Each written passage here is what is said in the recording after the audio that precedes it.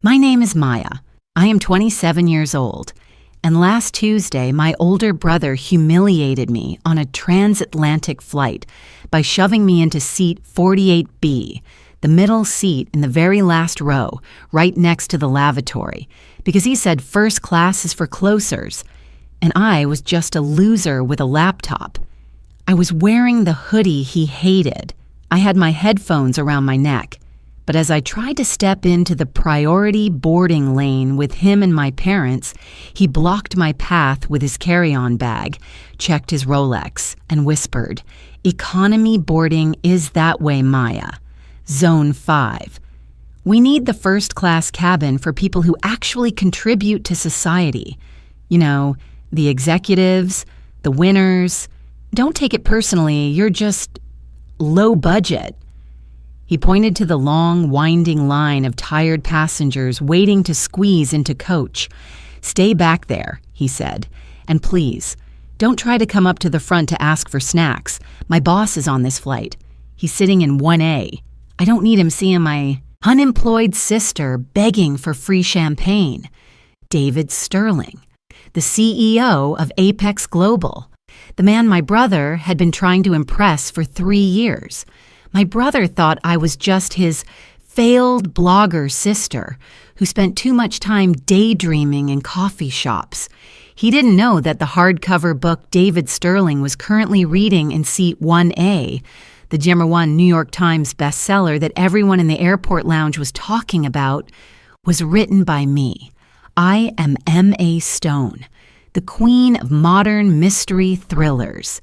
And David Sterling wasn't just my brother's boss, he was my biggest fan. So I sat in seat 48B. I wedged my knees against the seat in front of me while a stranger fell asleep on my shoulder.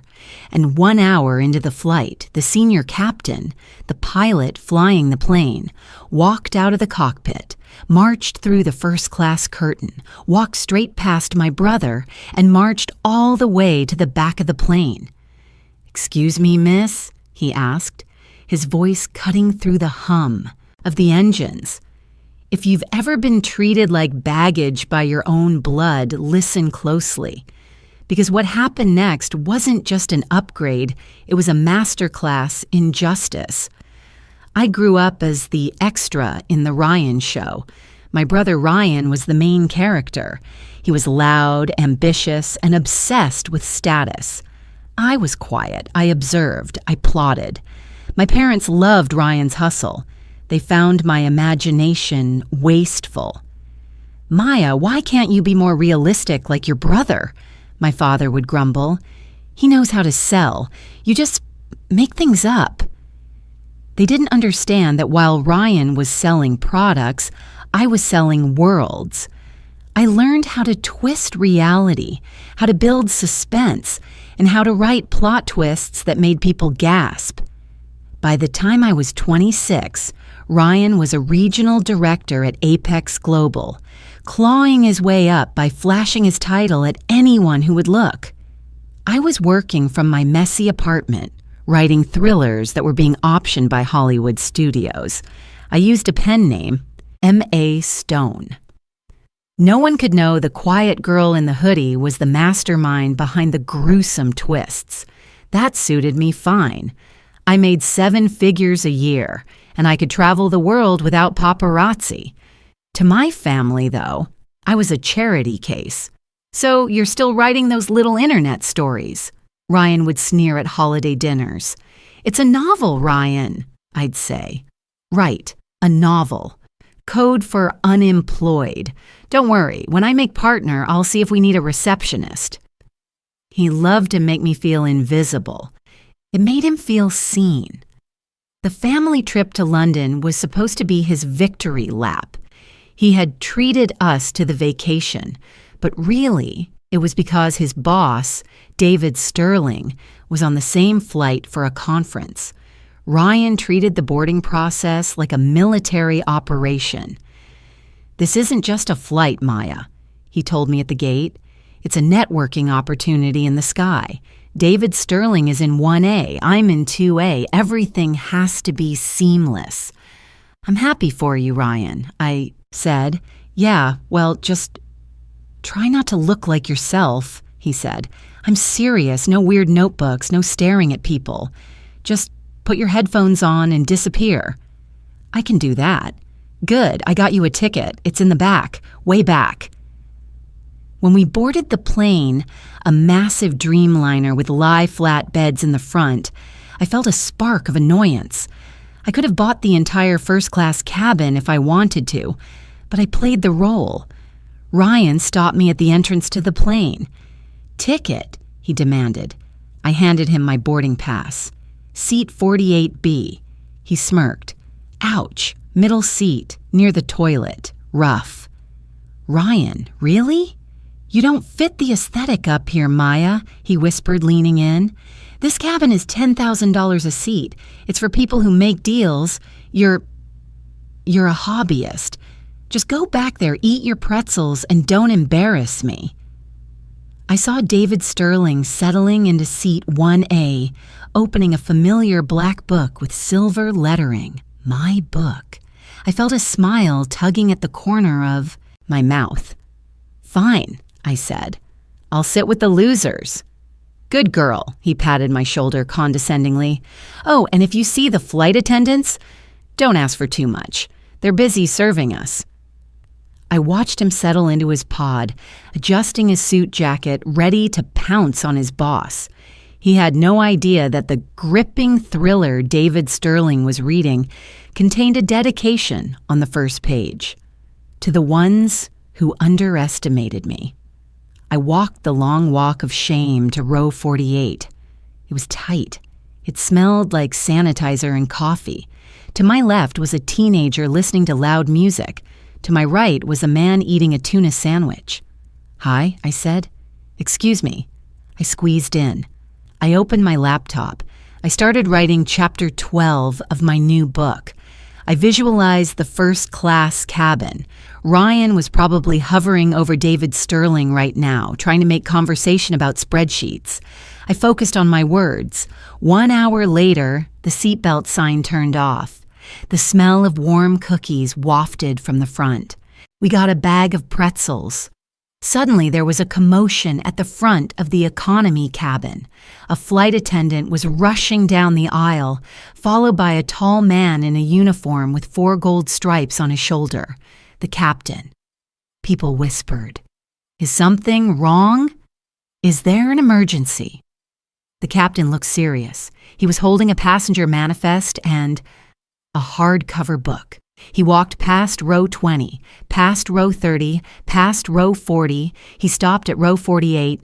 He looked down at me, sandwiched between the music and the tuna. "Are you Maya Vance?" he asked. The man with the tuna sandwich stopped chewing. The teenager took off his headphones. "Yes," I said. "Is there a problem?" "Not a problem, ma'am," the captain said, his face breaking into a wide grin. "But I have a question. In chapter 14 of The Silent Echo, did you kill the detective or did he fake his death? Because my co-pilot and I are arguing about it in the cockpit, and we need to know." The entire back of the plane went silent. You read my book?" I asked. "Read it?" "Ma'am, the entire crew is reading it. I saw your name on the manifest and I couldn't believe it. M.A. Stone, in my plane." He held out his copy of the book. "Would you mind signing it? It would make my year." I smiled. I took his pen. I signed the title page. "Of course, Captain."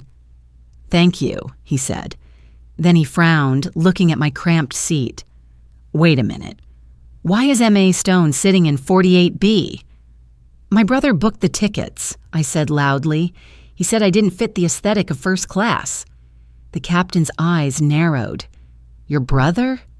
"He's in seat 2A, I said, right next to David Sterling.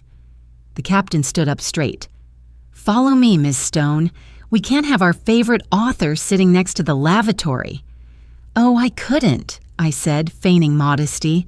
"I insist," he said. "The crew rest bunk is open, but I think we can do better. Come with me." I grabbed my laptop. I walked down the aisle, following the captain like a rock star. We passed through the curtain into premium economy. Then business, then first class. Ryan was sipping champagne, laughing loudly at something David Sterling had said. When he saw me walking with the captain, he choked on his drink. "Maya!" he sputtered. What did you do, Captain? Is she in trouble?" The captain stopped. He looked at Ryan with pure disdain. "Trouble?" the captain said. "Sir, this is M.A. Stone. She's a literary genius, and I'm personally offended that you put her in the back of my plane." Ryan blinked. "M.A. who?" David Sterling in seat 1A dropped his book. He looked up. "M.A. Stone?" David asked, his voice full of awe. "The author of The Silent Echo?" "That's me," I said, giving a little wave. David Sterling scrambled out of his seat. The CEO of Apex Global looked like a fanboy meeting Taylor Swift. I am reading your book right now," David stammered. "I canceled my meetings in London just so I could finish it in the hotel. You are brilliant." "Thank you, David," I said. "I'm glad you like it." Ryan looked like he was having a stroke. "Wait," Ryan said. "Maya, you write books, but you're unemployed." "I'm a ghostwriter turned bestseller, Ryan," I said coolly. "My advance for this book was more than your annual salary, times 2. The captain cleared his throat. "Mr. Sterling," the captain said, "I was going to offer Miss Stone the jump seat in the cockpit, but—" David Sterling turned to Ryan. "Ryan," David said, his voice dropping to a terrifyingly professional tone, "you put M.A. Stone, your own sister, in economy?" I thought," Ryan stammered. "You thought she was a loser," David finished. "Which makes me question your ability to spot value. If you can't see the talent in your own family, how can I trust you with my clients?" Ryan went pale. David looked at me. "Ms. Stone, please, take my seat. 1A. I insist." "Oh no, David, I couldn't," I said. "I want to sit next to you," David said. "I have a million questions about the plot twists." He turned to Ryan. "Ryan, get up." "Sir, give your sister your seat. You take 1A. I'll sit in 2A with her. Actually—" David paused. "Captain, is seat 48B still open?" "It sure is," the captain smiled, "right next to the lavatory." "Ryan," David said, "go take seat 48B. I think you need some time to think about aesthetics." "But, sir—" "Now, Ryan!" Ryan stood up. He grabbed his bag. He walked past me, his face burning red. The entire first-class cabin, who had heard everything, watched him go. I sat down in seat 2A. The leather was soft, the champagne was cold. David Sterling sat next to me in Ryan's old seat. "So," David asked, leaning in. Chapter 12. Does the sister get revenge? I clinked my glass against his. "Oh, David," I smiled, "she gets everything." The rest of the flight was a dream. I signed books for the flight attendants. I ate caviar. I brainstormed plot points with the CEO of Apex Global. Ryan spent 7 hours next to the tuna sandwich. Man, when we landed in London, the captain personally escorted me off the plane. Ryan waited for us at the baggage claim, looking disheveled and defeated. "David," Ryan started, "I can explain." "Don't bother," David said. "Maya and I have a dinner reservation at the Ritz. We're discussing the movie rights to her book. You can take the tube to the hotel. We'll talk about your probation on Monday." He didn't fire him. He just demoted him to junior sales associate. I stopped in front of my brother. "Nice flight, Ryan," I said. The aesthetic up front was inspiring. I got into the CEO's black car and drove away. Here's the thing about economy class. It's just a seat. It doesn't define your value. My brother thought he could make me feel small by putting me in the back, But he forgot that talent shines just as bright in seat 48B as it does in 1A. So, if anyone ever tells you that there are no losers in first class, just smile, take your seat, open your laptop, and wait for the captain to call your name.